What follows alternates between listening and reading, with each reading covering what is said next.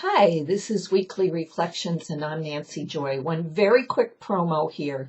Ezekiel and I have created 12-hour 5D emotional transformation retreats, and we'll be doing one in Minneapolis on May 15th, and in North Dakota on June 5th, and one here in Iowa on June 11th. So if you want more information on that, go to my website, heartlights.net, or give me a buzz. Okay, on with the message. A while ago, I came across a poem that just grabbed me, and it was called "The Edge is Where I Want to Be." Just even hearing those words, you want to say, yes, yes, I want to be on the edge. And then there's that little part inside of you that says, well, I don't know, you know. Anyway, this poem has this edgy sarcasm and these poignant snippets in it. And I have given a link to it in my, if you get my email. If you're listening to me just on YouTube, just look up the name, The Edge is Where I Want to Be, and you can come up with the copy. And it perhaps not consciously, but deep in our soul patterns, on our soul plan, we awakening ones chose to live on the edge, because there's no way you can embrace and embody outside the matrix if you're living in the middle of it. You have to live on the edge, close enough that you're still involved in part of it, but also enough on the edge so you can receive and create and have different experiences than you could ever have in the middle. And, you know, our personalities and egos had no idea we agreed to this life on the edge, or I'm not so sure they ever would have gone along with it. And I know you're feeling this as you're reading it. Yeah, I live on the edge. Look what's happened to me, this, and that. All because I awoke and I said, yes, yes.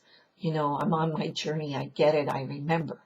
And so, you know, we are the people. We are the ones who let go of the strangling life limitations that people in the middle experience. In this poem, it says, if you're not on the edge, you're living on the middle. Middle age, middle income, middle management, middle of the road. Ugh. Sounds kind of not where we want to be, and it's not where any of you most likely are, or you wouldn't be listening to this. We're the ones who have given up the need to be approved of. We are the ones who have a new relationship with fear, understanding that we can walk into it, we can live on that edge, we can let go of things that others are too terrified to let go of.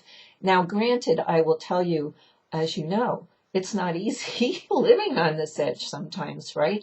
Especially when you look at, you know, people living it real safe, and it seems that it's pretty easy for them in some ways. But really, would it be easy? Certainly not for those of us who came here to be the game changers, and that's exactly what we are. To be honest, though, the difficulties are there, right? You know, we came to walk the edge, and then we're forever creating new edges to walk on, right? So it's constant change. Nothing is ever stagnant. Many of us have let go of jobs. We've let go of relationships. We've let go of material things. We've let go, as I said, of our need to be approved. And we have jumped into experiences and where these experiences have taken us. And it's the scary edge, but it's so exciting. It's the adrenaline rush too. You know, we've talked about that. And over and over and over again, it proves itself that to create for us a higher frequency, a higher 5D frequency, until we're more there than we are back in the matrix. And that's all because of the choice to live on the edge. And, you know, in this poem, I'm gonna read you some parts of it, but we've become empowered living on this edge. We've become true creators. Still isn't easy. You know, there is that sense of waiting for all that we know is happening to manifest. Well, it is manifested already, but we're waiting for it to become more real for everyone on earth, because then it becomes more real and the golden age comes into full force.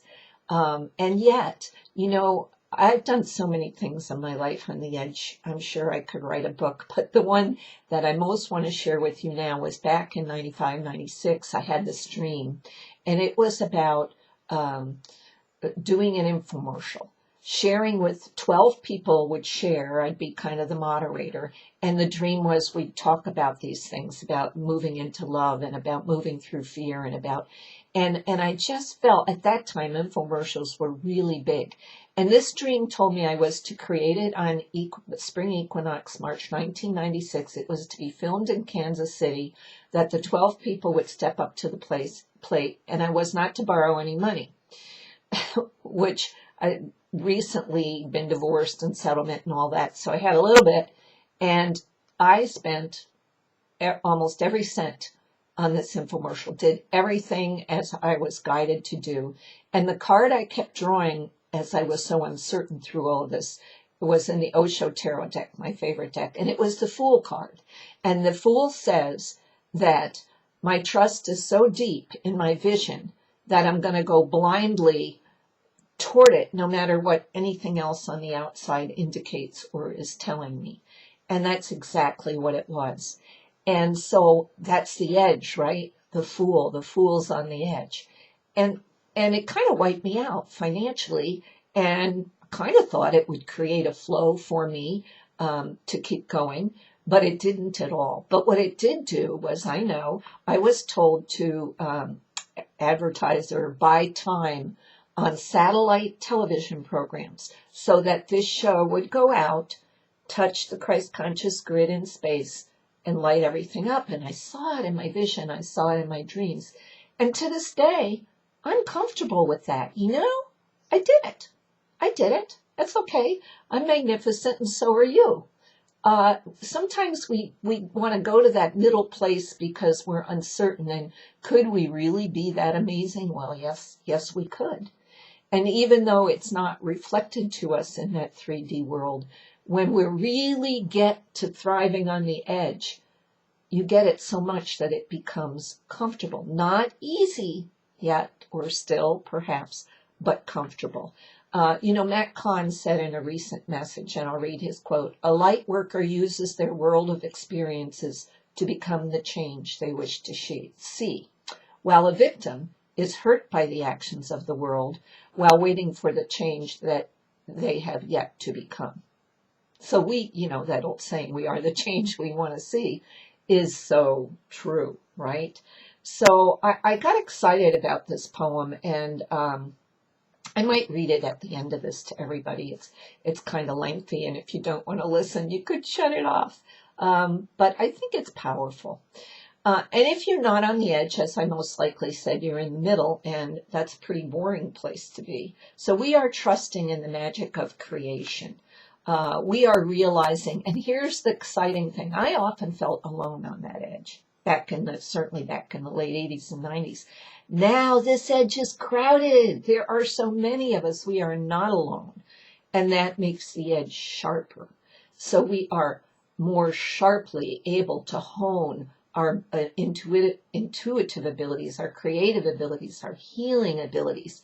That edge is sharp now, and we are using that sharpness to cut through the old, to collapse the old paradigms within ourselves and on our planet. So don't let this chaotic, crazy time push you back into the middle, but use it to embrace the change you want to see. As we said, change is the destroyer.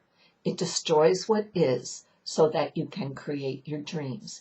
And with 5 planets retrograde right now, change is on board, isn't it? I'm sure you've all been feeling that, and all 5 will be retrograde until May 9th. So we have another whole week yet. So please catch the magic of living on the edge. Embrace it. Get excited about it. Know who you are, because this edge is magical. It's your destiny. You came from the stars to live on this edge. And breathe that in. And that should really shift you and help you make some changes. So that's it for this week. Don't forget about the new 5D emotional transformation 12-hour retreats. They're amazing, and I would love to come to your area and do in just one day, 12 hours. It's amazing the frequency we create in that time. So I'm going to read the poem now. Hang up if you don't want to listen. I'm going to put it up here and read it from the beginning. The edge is where I want to be. So you just want to take the edge off. One beer, one joint, one teeny weeny Prozac. Get rid of the edge, right? People. The edge is what Columbus sailed straight into. It's the launching pad for every space shuttle. The edge is Eve contemplating the apple. What is life without the edge? That's right, it's dull. The edge is the cliff you've dangled from in 100 nightmares, never knowing what's over the edge. And there's only one way to find out. Brothers and sisters, where are we? Who are we if we take the edge off? Love the edge. Love all you've got with it, because the rest is the middle. Middle age, middle class, middle of the road, middle management.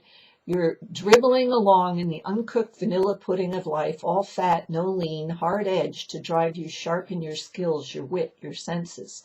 The edge holds the answer to your questions and the questions to your answers. It is the trailhead to the road not taken. The edge is everywhere you've never dared to be.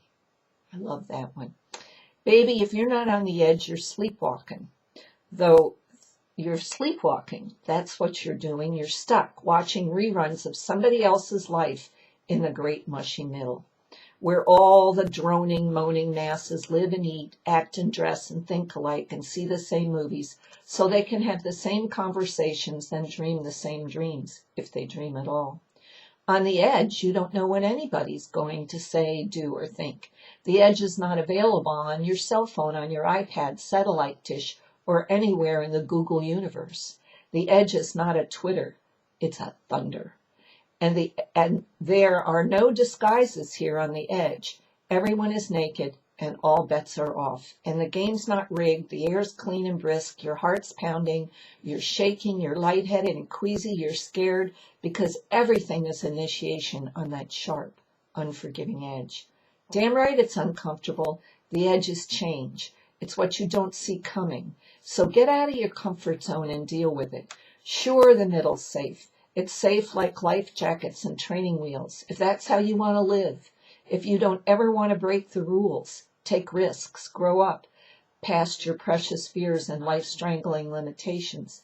If you want to spend your life drinking light beer, smoking another joint, eating what's put in front of you, home entertaining yourself till you suffocate, then go ahead, have a virtual life. But if you're tired and weary and battered, if you can't take one more asshole riding herd on your wild and precious life, if you're mad or sad or bored enough to wake up and do something, if you're ready to feel the pain of the great gaping wound your life has become, then goddamn it, friend, quit your job, quit smoking, quit whining, leave that jerk, write that poem, go dancing, get sober, take a road trip, a dare, a spin, a lover, a chance. Honey, break down and cry if that's what it takes. Then pick your ass up and for all your worth, don't walk, but run to the edge. Okay, have a great week. Take care of who you are, and we'll see you next week.